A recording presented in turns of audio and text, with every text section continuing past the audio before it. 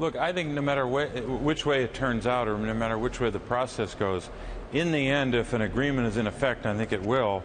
I think ultimately over time that's going to be the most important thing. All the legislative mechanics aren't going to matter much in the light of history.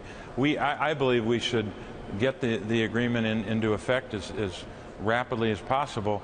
But the hard part, John, over time is going to be implementation, verification, holding the Iranians accountable for the remarkable testaments or promises they've made. They've made a promise that's ironclad in this agreement, never to have a nuclear weapon. We cannot trust them just based upon that.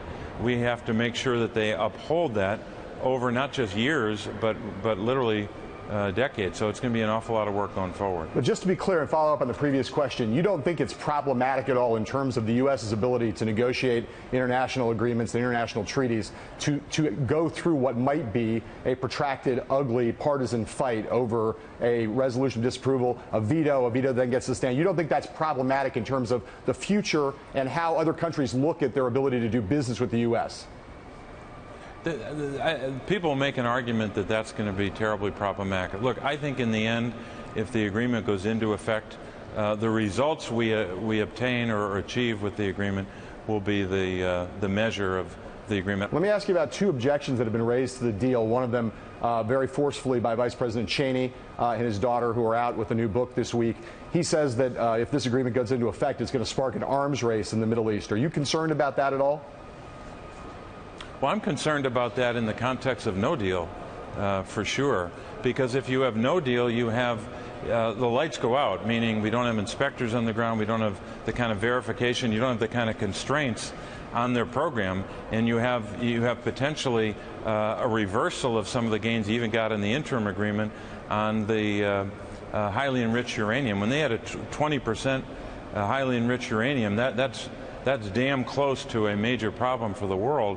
And so when you get to that point, you have to consider if there's chaos because of no agreement, if there's uncertainty, and maybe even the likelihood that they would break out, that is the fastest way to lead to not just danger, I think, but also proliferation in the region. I know there's a debate about that, but I really believe that the United States will be more secure, the region, including Israel, will be more secure with the agreement as opposed to without it. Let me ask you about another objection, one that Prime Minister Netanyahu has voiced and others have voiced, about the notion of all the funds that are going to flow to Iran and their ability to take those funds and then use them to perpetrate instability, aggression in the region.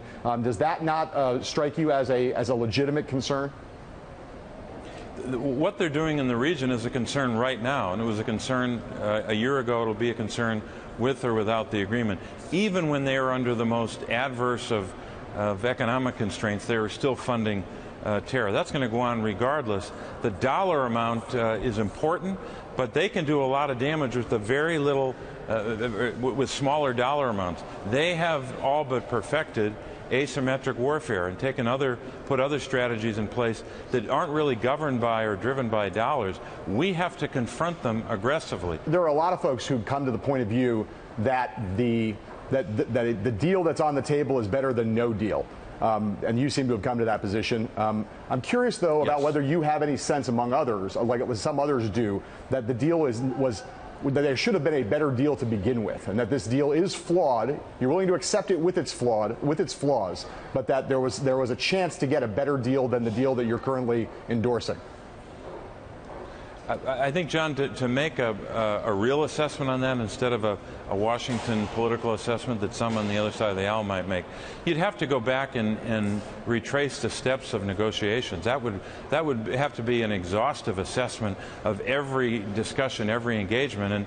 And I wasn't in the room when those early discussions took place, so it's hard to make a determination. It's plainly evident when you read an agreement like this that there are areas where you wish you could have had more success or a better result. But look, in the end, you have to view it in totality.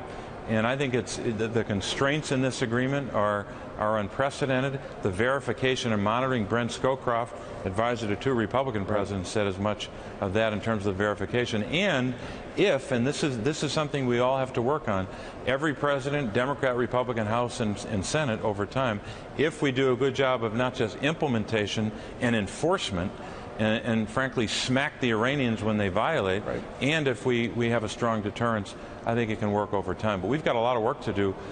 Getting this agreement into place is just the beginning of the work. Let me ask you a couple quick political questions. Your colleague, Senator Coons, from Delaware, who came out with you or alongside you yesterday in endorsing this deal, he also is now basically endorsing Vice President Biden and says that if the vice president decides to get into the race for the Democratic nomination, he'll be with Joe Biden. Joe Biden has some roots in your state. He's a Scranton, Pennsylvania guy. I know you're right now a supporter of Hillary Clinton. Would you ever give any consideration to switching over to Vice President Biden if he decided to get in the race? No, I support Secretary Clinton, and I will continue to, because I think, number one, I think she'd be a very strong president. I think she'll be the strongest nominee. I'm a very good friend of Vice President Biden. I respect him enormously, but I've made a determination to support her, and we don't know what will happen, but I think we're going to continue to have a spirited debate. What's your advice to Vice President Biden right now, in or out? Don't say he should follow his heart. Tell me whether you think he should get in the race or not. John, I don't like when others give me that kind of advice. I'm not going to give it to him. Okay. Are you worried at all about Secretary Clinton at the moment, given some of the trouble she's having and some of the poll numbers that have been deteriorating, let's say, over the course of the summer? I think she's going to be the nominee, and I think she's going to be elected president, and I think she'll be a very good president. If she somehow was not the nominee and Bernie Sanders was the nominee of your party, do you think he'd be a capable president of the United States? Absolutely. I've served with him. I know him well. Yeah. Do you think he'd get things done working in Congress with a Republican-controlled House and Senate? Well, John, no matter who wins on our side, and I think it'll be Secretary Clinton, it's going to be difficult to deal with the Republican House and Senate. But maybe, John, and I think it's at least 50-50, if not better, we might have a Democratic Senate again. So that's what I'm working on, too.